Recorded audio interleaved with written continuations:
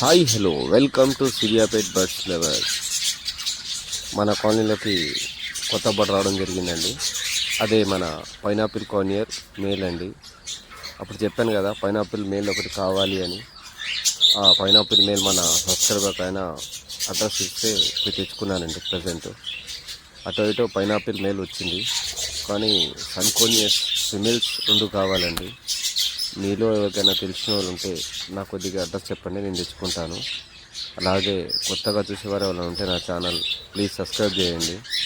పాత వాళ్ళు ఎవరైనా ఉంటే లైక్ చేయండి ప్లీజ్.